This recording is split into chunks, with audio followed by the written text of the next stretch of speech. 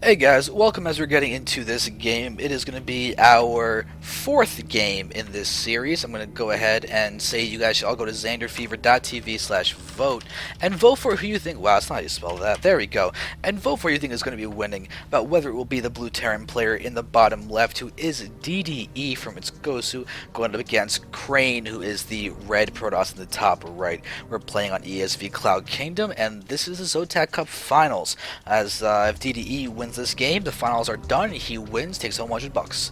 While if Crane wins, we get an ace match, and the winner of that game will be getting the $100. It's a very nice prize pool for the tournament because that is a really solid thing. But the big thing to know is that it goes only to the winner. It's not like it splits 75-25. It's just a straight 100 to the winner. But the major thing that you want in this tournament is just to get high. You want points. You want to get into the Zotac monthly final because that is where you can make the big bucks. As that's 800 euros in the prize pool, and that is incredibly strong. I believe it's 500 for first, 200 for second, and 100 for third. So winning the third place match in the monthly finals is the equivalent to winning the entire tournament of the weeklies. And there are two. There's the North American one and the European one. North American one takes place at 6 p.m. Eastern Time every Saturday, and the European one is 8 a.m. Eastern Time every Sunday. I unfortunately don't know the conversions to everywhere else. I believe it's something along the lines of it's 3 p.m. Pacific Standard Time Saturdays for NA, and for Europe, it's, I want to say, 1 p.m., 2 p.m.? I don't know, it's about that period of time though. So let's just see if you guys are voting enough that, nope, you guys aren't voting enough, so you guys should go do that. Because right now it's still 50-50, and I'm pretty sure that's a lie. I'm pretty sure people have got the opinions of someone winning either way, and as of right now, your opinions are not showing. Which makes me sad, because it makes me happy when we get to have ridiculously close numbers. I think one of my favorite ones was when it was 51% for one person and 49% for the other person. That made me really happy.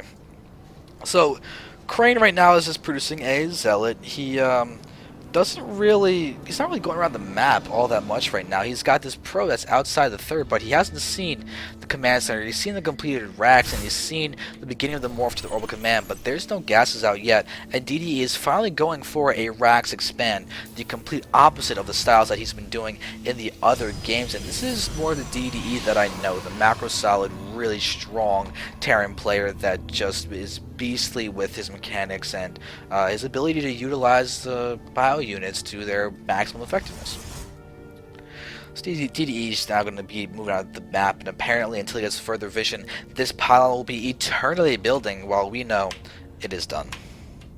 It's kind of sad he's not able to rip through the rifts of time and space like Protoss are, so he can know that it's actually done, but he could theoretically scan with the scanner sweep to find out that it is done. But I have a feeling he's probably going to scan somewhere more along over here, because this is an area that can hide a lot of units. And as well as buildings, hidden tech could be very strong there. So no second gas quite yet. It seems like we're going to be having some kind of weird play. I'm surprised there's no Nexus down, so it's not queued. So where is this money going? Because we're now at 34 supply for Crane. He's getting out a Stalker, but he's not, doesn't have anything else. Where's his money going? He's just got a couple Stalkers out, but that would mean that this would be followed by a Nexus. There's the Nexus, but why didn't it come down at 26 or 28 food or something along those lines? Because it's at 34 food right now. That's quite late. It may just be him playing safe, because DD has shown an insane amount of aggression in the last few games with no plans whatsoever to take the game past the 15-minute mark. So that could be one of the reasons why he's throwing down the Nexus a little bit later. But the Robo is now down, and that's riskier in comparison to going for 3 gates or something for the early pushes. He's probably going to chrono out an Immortal pretty much instantaneously once that Robo is done. If he feels safe, he'll probably get the Observer first, but if he doesn't feel safe, you can bet he'll build the Immortal. So now we're up to 2 gateways as well as a robotics facility. And we've got these 9 Marines going across the map. We're going to try and do a little bit of damage. It's actually a very nice little timing, but the fact that Crane has got these Stalkers and everything in the back of the base, he may be able to push forward and defend as while the Nexus acts as a tank. He'll probably lose the pylon though, but I don't think he'll be sweating too much over that. So here in the land of DDE, we've got a starport begin, we've got another Rags going down, and we've got this aggression now started. We're going to have these Marines pushing forward, but we're already going to see deaths of probes. We are going to see the death of probes as they're pushing forward and getting picked off very efficiently. We have 4 probes that have now gone down, and DDE is now target firing the sentries. That is an unfortunate blow, and there we're going to see him actually target firing probes, doing a great job of being effective with his aggression. We got a couple of probes just there mining away, and the Marine gets the nice shot to kill off the sentry. Very nice job there. It made that attack definitely worthwhile, taking down all the sentries. I mean, it's worthwhile in this alone, but the value of those sentries and their force fields is astronomically important. But it looks like Crane is a rebellion against the Terran presence on the map, whether it's neutral or it belongs to DDE, as he kills off his supply depot at the bottom of his ramp. DDE right now is about to work on getting out double medevacs, and we'll probably see some drops coming out from him. He's got very strong multitasking, so if he goes for the drops, it will really serve to his strengths, and I see no reason whatsoever why he wouldn't go for just that. Alright, so now Crane is just seem like he's in macro mode. We do see the robotics bay is actually being put down, and that's cool. That's the spot I was talking about before, that we could need a scan to see what's going on. So we're going to have the Colossus count increasing, but as you can see, there was no scan. The Marine presence did not go in there and see the robo bay that we know is there. Xanthermal lands will probably be starting in a second, because it should be. I mean, there's almost enough gas, and once there is, I would expect that to be the next choice for money to go, and there it is. Even getting chronoed out, along with the Colossus that was getting chronoed out for a second, but these Nexi do not have enough energy for any more chrono. Okay, so DD is pushing forward. Oh god, this is why I don't really cast solo for long periods of time anymore, because my brain starts to not function as I'm just talking too much and not breathing enough. But DDE has got a strong force of medevacs and Marines. He's getting ready to go ahead and pressure this front. But with this count of sentries, these Marines will not be able to get this ramp. They will just get force fielded out. Although there is going to be a double drop. You've got the Marines going on the front, trying to just coax those units a little bit away. But there is DDE's drop now going, and he should be able to pick those up. Yes, he picks those up. You've got the Bionis going back, and he hasn't really accomplished much of anything really with that attack. He's got a total of 7 probe kills so far this game. It's 10 minutes in, so that's pretty solid. Worker counts are basically even, and they have a similar amount of bases. In fact, they're the same amount of bases.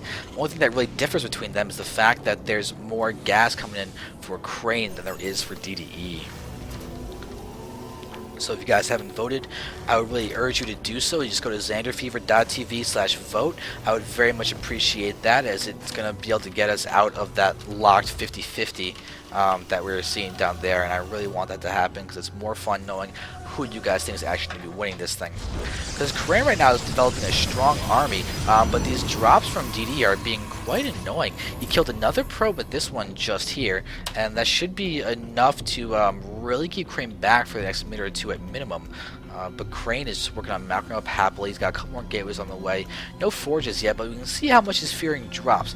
It's a Colossus and a few Stalkers in his main base is naturally just warped in a couple Stalkers and a couple Zealots, while the majority of his army is pushing out of the map over here to go ahead and just try and start putting some aggression onto DD. DD was actually not even able to finish unloading his medevacs because of this coming in of this army.